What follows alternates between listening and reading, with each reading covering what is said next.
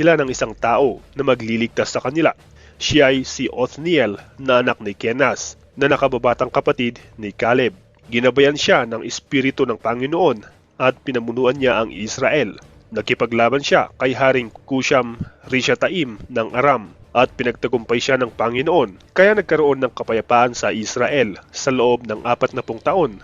At pagkatapos ay namatay si Othniel. Ehud. Muling gumawa ng kasamaan ang mga Israelita sa paningin ng Panginoon. Dahil dito, ipinasakop sila ng Panginoon kay Haring Eglon ng Moab.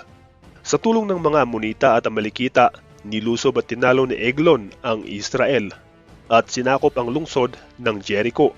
Sinakop sila ni Eglon sa loob ng 18 taon. Muling humingi ng tulong ang mga Israelita sa Panginoon at binigyan sila ng isang tao na magliligtas sa kanila. Siya ang kaliweteng si Ehud na anak ni Gera na mula sa lahi ni Benjamin. Ipinadala siya ng mga Israelita kay Haring Eglon ng Moab para ibigay dito ang buwis ng Israel.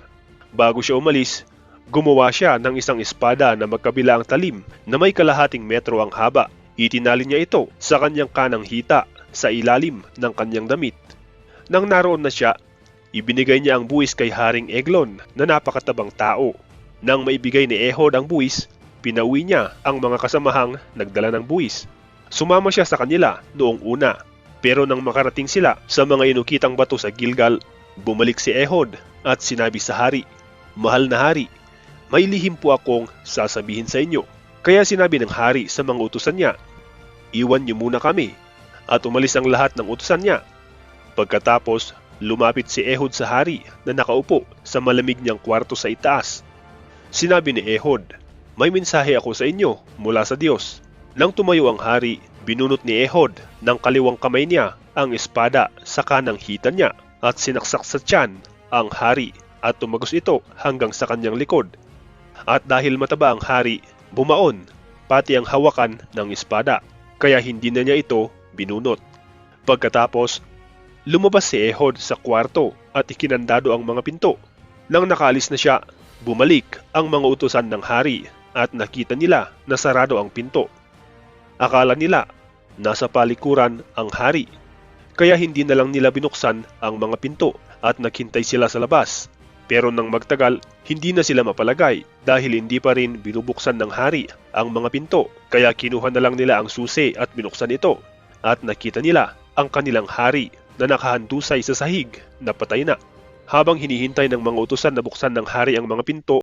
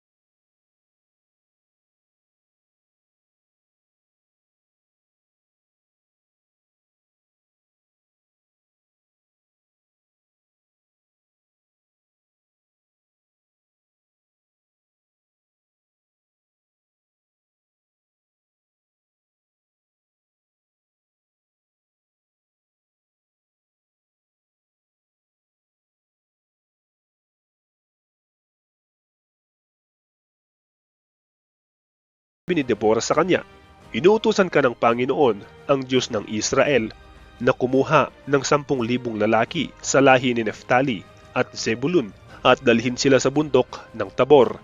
Lilinlangin ko si Sisera, ang commander ng mga sundalo ni Jabin, na pumunta sa lambak ng Kishon, kasama ang kanyang mga sundalo at mga karwahe, at doon pagtatagumpayin ko kayo laban sa kanila." Sinabi ni Barak kay Deborah, "Pupunta ako kung sasama ka, pero kung hindi ka sasama, hindi ako pupunta." Sumagot si Deborah, "Sige, sasama ako sa inyo, pero hindi mapupunta sa iyo ang karangalan dahil ipapatalo ng Panginoon si Sisera sa isang babae." Kaya sumama si Deborah kay Barak at pumunta sila sa Kedesh. Doon, ipinatawag ni Barak ang mga lahi ni Naftali at ni Zebulun, at 10,000 tao ang sumama sa kanya. Sumama rin sa kanya si Deborah. Nang panahong iyon, si Heber na Keneo ay nagtayo ng tolda niya malapit sa puno ng terebinto sa Zaananim, malapit sa Kedesh. Humiwalay siya sa ibang mga Keneo na mula sa angkan ni Hobab na bayaw ni Moises. Ngayon, may nakapagsabi kay Sisera na papunta si Barak sa bundok ng Tabor, kaya tinipon ni Sisera ang 700 karwahe niyang iyari sa bakal at ang lahat ng sundalo niya, at umalis sila mula sa Haroshet Hagoyim papunta sa lambak ng Kishon. Sinabi ni Deborah kay Barak, "Humanda ka, ito na ang araw na pagtatagumpayin ka ng Panginoon laban kay Sisera. Pangungunahan ka ng Panginoon." Kaya bumaba si Barak sa bundok ng Tabor kasama ng 10,000 niyang sundalo. Nang lumusob na sina Barak, nilito ng Panginoon si Sisera at ang lahat ng mga ngarwahe at sundalo niya. Pagkatapos, tumalon si Sisera sa karwahe niya at tumakas. Hinabol nila Barak ang mga sundalo at ang mga ngarwahe ni Sisera hanggang sa Haroshet Hagoyim at nilipol ang mga ito. Wala ni isang natira sa kanila. Si Sisera naman ay tumakas papunta sa tolda ni Jael na asawa ni Heber, dahil magkaibigan si Haring Jabin ng Hazor at ang pamilya ni Heber na Kineo.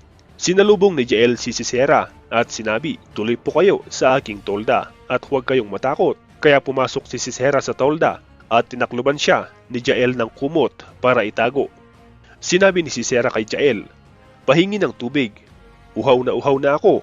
Kaya binuksan ni Jael ang balat na sisidlan ng gatas at pinainom si Sisera, at pagkatapos ay itinago siyang muli.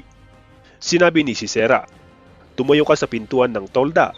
Kapag may ibang dumating at magtanong kung may ibang tao rito, sabihin mong wala." Dahil sa sobrang pagod ni Sisera, nakatulog siya. Nang makita ni Jael na nakatulog si Sisera, kumuha siya ng martilyo at tulos ng tolda at dahan-dahang lumapit kay Sisera. Pagkatapos, ibinaon niya ang tulos sa sentido ni Sisera gamit ang martilyo hanggang sa bumaon ang tulos sa lupa at namatay si Sisera. Nang dumating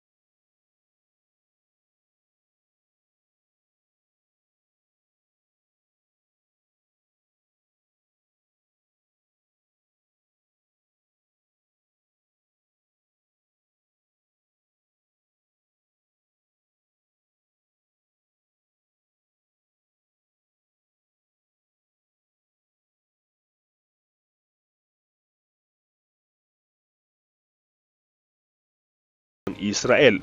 Si Jephthah na taga Gilead ay isang magiting na sundalo. Si Gilead ang kanyang ama at ang kanyang ina ay isang babaeng bayaran. Dahil anak si Jephthah sa bayarang babae ay kinaiinisan siya ng kanyang mga kapatid sa ama at siya ay pinalayas. Ngunit nang sila ay salakayin ng mga Amonita ay nag-usap-usap ang mga taga Gilead na kanilang gawing commander si Jephthah. Dahil dito ay pinamunuan ni Jephthah ang mga taga Gilead at sila ay nakipaglaban sa mga Amonita. Noong una ay nagpadala muna ng mensahero si Jephthah sa hari ng Amonita para alamin ang dahilan kung bakit sila nito sinasalakay. Nalaman niyang nais bawiin ng hari ng Amonita ang lupang nasakop ng mga Israelita noong sila ay pinamumunuan pa lamang ni Moises. Hindi siya pumayag dahil para sa kanya ay ibinigay ng Diyos ang kanilang lupain para sa mga Israelita. Sila ay nakipagdigmaan sa mga Amonita at dahil sa tulong ng Diyos ay nanalo ang mga taga Gilead. Ngunit alam niyo ba na bago makipaglaban sina Jephthah sa mga Amonita ay nangako siya sa Diyos na kanyang iaalay ang unang sasalubong sa kanya mula sa kanyang sambahayan?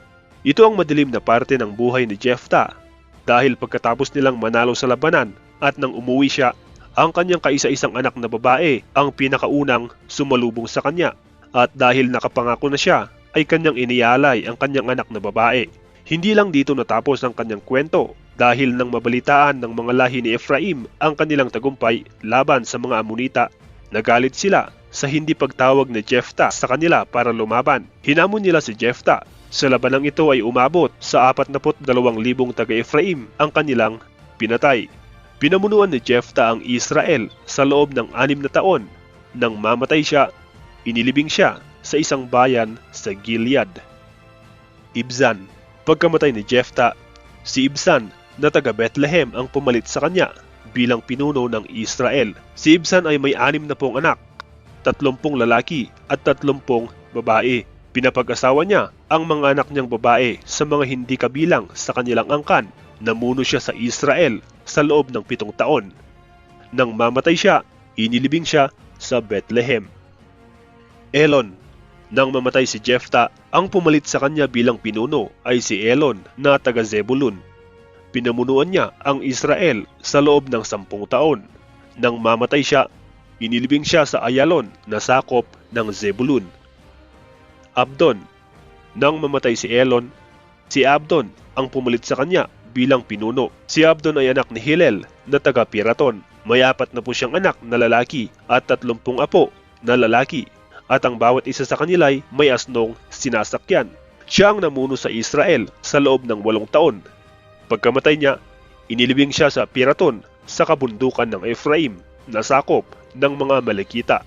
Katulad ni Jair